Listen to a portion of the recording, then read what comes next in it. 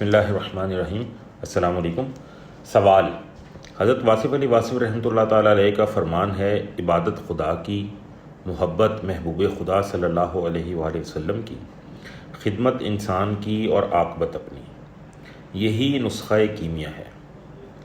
سوال یہ ہے کہ عبادت کیا ہے، کیوں ہے، ہمارا مقصد حیات کیا ہے؟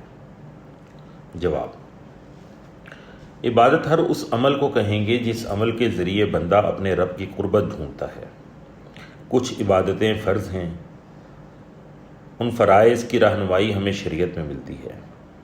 فرض عبادتوں کے علاوہ بہت سی عبادتیں اور بھی ہیں جو نفلی کہلاتی ہیں۔ فرض عبادتیں اضطراری ہیں اور نفلی عبادتیں اختیاری۔ نفلی عبادتیں حصول قرب میں زیادہ اہمیت رکھتی ہیں، لیکن یاد رہے کہ نفلی عبادتیں فرائض پورے کیے بغیر کارگر نہیں ہوتی۔ فرائض پورے کیے بغیر نفلی عبادت کرنا ایسا ہی ہے جیسے کوئی وضو کیے بغیر نماز پڑھنے لگے۔ نفلی عبادتوں کا دائرہ بہت وسیع ہے۔ خدمت خلق اور حسن اخلاق سے لے کر وہ تمام رسوم عبودیت نفلی عبادتوں میں شامل ہیں جنہیں کوئی عابد حصول قرب معبود کے لیے اختیار کرتا ہے۔ کم علم آدمی انہیں بدعت سے تعبیر کرتا ہے، حالانکہ بدعات سے ان کا دور دور سے واسطہ نہیں۔ بدعت تو وہ اختراع ہے جو شریعت کا نام لے کر دین کا حصہ بنا کر یا شریعت کی جگہ رائج کرنے کی کوشش کی جائے۔ عبادت سے روگردانی دراصل استکبار یعنی تکبر کی نشانی ہوتی ہے۔ عبادت کے طریق پر قائم رہنا دراصل اس بات کا اعلان ہے کہ بندہ محبوب خدا صلی اللہ علیہ وآلہ وسلم کے طریقے پر کاربند ہے۔ قرآن کریم میں ارشاد ربانی ہے کہ آپ صلی اللہ علیہ وآلہ وسلم فرما دیجئے کہ لوگو، اگر تم اللہ سے محبت کرنا چاہتے ہو تو میری پیروی کرو۔ اللہ تم سے محبت کرے گا اور تمہارے گناہ بخش دے گا، اور اللہ بخشنے والا مہربان ہے۔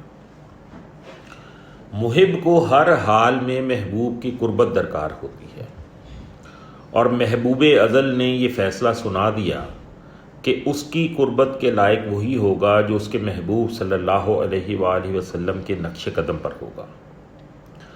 عابد اور معبود کے تعلق کا نام عبادت ہے۔ یہی عبادت جب اپنی غایت حقیقی کو پہنچتی ہے تو قرب کا امکان پیدا ہو جاتا ہے۔ جب مقصد عبادت معبود کے سوا اور کچھ نہ رہے تو اسی کا دوسرا نام محبت ہو جائے گا۔ عابد اور معبود کے رشتے کو اگر محب اور محبوب کے رشتے میں بدل دیا جائے تو مقصد عبادت بھی مل جاتا ہے اور مقصد تخلیق بھی۔ مقصد تخلیق کیسے؟ قرآن کریم میں ارشاد ہے وَمَا خَلَقْتُ الْجِنَّ وَالْإِنسَ إِلَّا لِيَعْبُدُونَ، اور ہم نے انسانوں اور جنوں کو صرف اس لیے پیدا کیا کہ وہ ہماری عبادت کریں۔ کشف المحجوب میں حضرت علی بن عثمان الحجویری المعروف داتا گنج بخش رحمۃ اللہ تعالیٰ علیہ اس آیت کی تشریح ایک لفظ میں بیان کرتے ہوئے فرماتے ہیں کہ إِلَّا لِيَعْبُدُونَ کا مطلب ہے إِلَّا لِيَعْرِفُونَ۔ حضرت علی کرم اللہ وجہ الکریم کا قول ہے کہ انسان کو وہ عبادت فائدہ نہیں دیتی جو اس کی معرفت میں اضافہ نہیں کرتی، یعنی عبادت کی غایت و نہایت معرفت ہے۔ معرفت کی ابتدا عبادت ہے۔ معرفت پہچان کو کہتے ہیں، اور رب کی پہچان اپنی پہچان سے مشروط ہے۔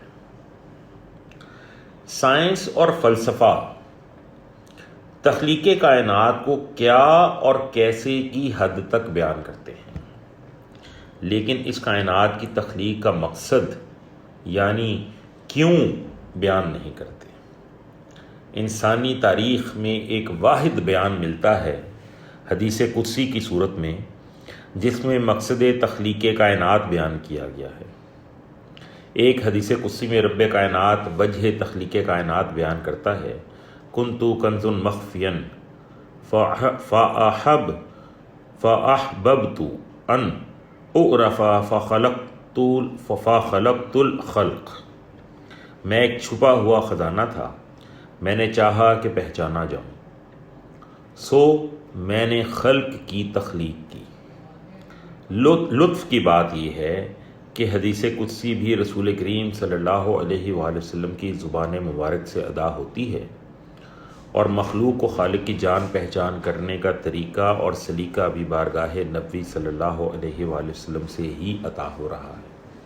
والسلام، ڈاکٹر ظہیر وحید۔